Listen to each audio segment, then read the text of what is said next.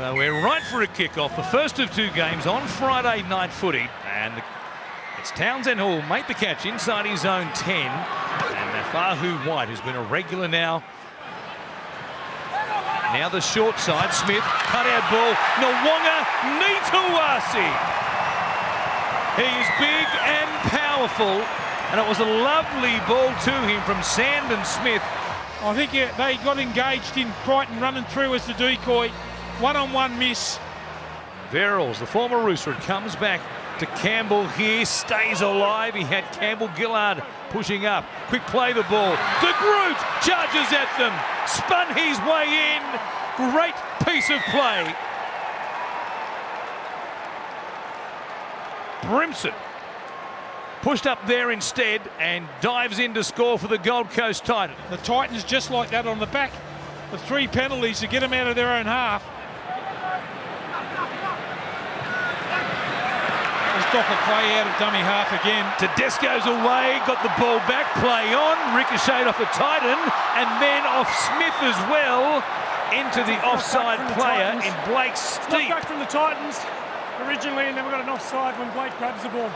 That's a little bit from the inside, and now Brimson hooks it back inside, looking for Campbell, who got a hand on it. It's still there. Now there's a whistle. No play on, says the referee. Well, he changed his mind 3 times there. Grant Atkins, he was going to play on, then he was going to blow the whistle. And he was playing advantage, obviously, to see what happened, but it looked like there was an obvious knock on there by Jaden Campbell. A battle to convert chances last week against the Warriors. It's hurting them again here tonight. Good kick, but Tedesco brings it straight back. He leaves Fafita in his wake. Here's Tupou, comes to De Groot, who takes him down 25 out from the Titans line. Docker Clay, Townsend, rubbering, Crichton pushing through. Terrific hands by Jaden Campbell. He was cool to try and bring it back. He won't do so. And they'll just about use up all the time on the clock here before the goal line drop in. Last play in this set. It's Radley, comes out to Townsend. First man option was Wong, wrapping, Radley heaves it across the top. Play on, here for Young, who spins. He got the ball down. It looked like it was on the line, and the referee agrees. We've still got 2 plays remaining in this set for Smith to go to the line. Intercept taken by Jaden Campbell. He's got 60 to go, crumbing across the field. Toya trying to reel him in. Campbell, though, won't be caught. He'll run away and score. Perhaps a 12-point turnaround right there. He's floating around at the back here on the open side. Instead, De Groot. Quick hands! Forget the 1. They'll get 4. It is the number 4 as well in Phil Sami, who plants it down. Put themselves back into position. Here is Fodawaker. Only 2 away. Last play, though. And now Tino for Suamala-Aui. Fresh man on the field. The Roosters went missing, and it's the Titans' night tonight. That's the way to run the football. Now Radley. Townsend, Crichton out the back. Basketball pass over the top to Nwanga Nitawasi. Steps out of 1. Back on the inside. Smith knocks it on. It ends up with the Gold Coast, and Dave Fafita has it. Chance again for the Roosters. They just haven't finished them here at home tonight.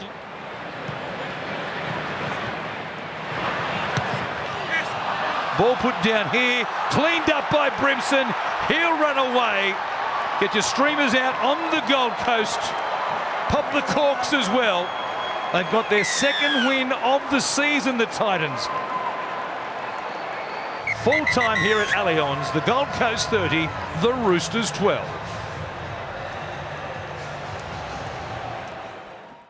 Although, what were your initial thoughts on that? Yeah, there was, a lot of opportunities there created throughout the game. We obviously sort of couldn't finish them off, and then it sort of became a real stop-start game where we had opportunities. There was no attrition, and then they had opportunities. I would have liked to sort of finish it off there at 12-8, even 12-all. There was just obviously a couple of moments there that sort of swung the momentum, and then we just weren't calm enough to get it back in our favour again. And that last 15 minutes, we just didn't get an opportunity to come and wrestle it back, and that's on us. I think the completion rate was 59%. You had 15 errors. Yeah. Is that a mitigating factor? Yeah. I think we were probably mid-60s last week. If it was high 50s there, that's not NRL standard. You're going to create opportunities if you play, and we're going to create those opportunities, but then pressure's a big part of the way that NRL's played, and when you build none, you're not going to get those decision-making sort of errors out of the opposition where you're going to get the tries. We were creating some, but then also giving them a lot of opportunity with our field position through those errors. Was it frustrating given how many line breaks you made? Because obviously there were plenty of opportunities. Yeah, there was lots of opportunities, and would have been nice to finish them off, but I'm also, I would have liked us to nail 12-8. I think the progression for us as a team is, I think we will create opportunities, but sitting at 12-8 and feeling comfortable with that would have been a really nice thing as well. Yeah, it would have been nice to score 30, but what happens if you score 12? Can you keep them to 8? Through field position and some uncomfortable moments for them, and it ended up a shootout, which they won. Did you think discipline as well let you down, particularly opening half? Yeah, I mean, there was a lot of penalties in the game. I think from both sides there was a lot, but I think we gave 3 yardage penalties in a row. We're trying to build some pressure there, and then we went yardage penalty, yardage penalty, yardage penalty. That's just the ability to apply pressure to an opposition over the course of 80 minutes is NRL footy, whilst you're doing all the other stuff in between, trying to score tries and, trying to stop them and all of that. But the game behind the game is that, and there wasn't any of that from us. We were having a shootout, and we got some line breaks, didn't finish them off, but applying pressure over the course of 80 minutes to an opposition is, we need to get there. Teddy, how did you see it out on the field? I feel like we were on top for most of the game. I feel like, we're making good meters, we were creating opportunities, but I feel like, the scoreline probably didn't reflect the game. Obviously, it blew out a bit at the end, but I feel like it was right there for us. Probably similar to last week. We were right in the game, and then just momentum shifts a bit at the end, and we can't back our D to stop some tries. So I feel like we're progressing, we're getting there. We're showing a lot of good signs, but just not tough enough to grind out these wins at the moment. How much is the lift in terms of performance if you take the first 4 weeks you're going to need for next week? Because they're obviously coming off a couple of good weeks for the intensity, the rivalry, we all know about it. Yeah, I mean, you go week by week in this competition, so we'll get onto that on Sunday, but you don't move on without taking lessons, so we'll review this first before we start preparing for the opposition. That was a gutsy win. How did you see it? Yeah, I guess it was probably at stages there. The game wasn't that pretty, but I guess both sides were guilty of making a lot of errors. But also particularly pleased with how we hung in there.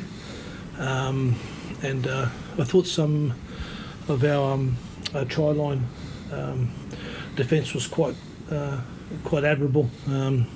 They were fairly a good attacking side of our try line, so it was some pleasing aspects, certainly from that point of view. You must be rapt to have your captain back as well. Sorry, mate? You must be rapt to have your captain back. He came up with some big plays. It's been he had a real captain's knock today, particularly on the back of a pretty challenging week. So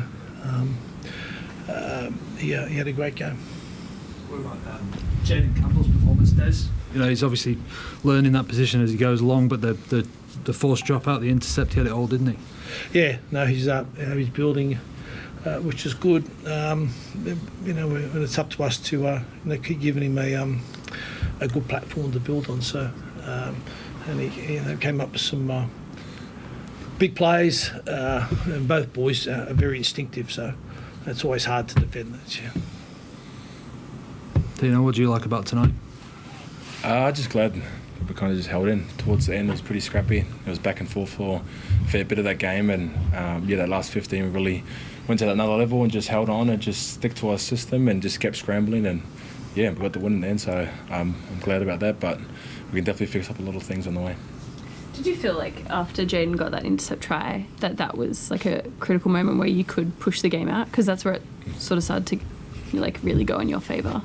Yeah, massively. But we didn't want to celebrate too early. We definitely wanted to. It was good to reset and just kind of talk again and nullify what we wanted to do in the next set. And it was just a good reset button. But I'm just glad that we went after it after that.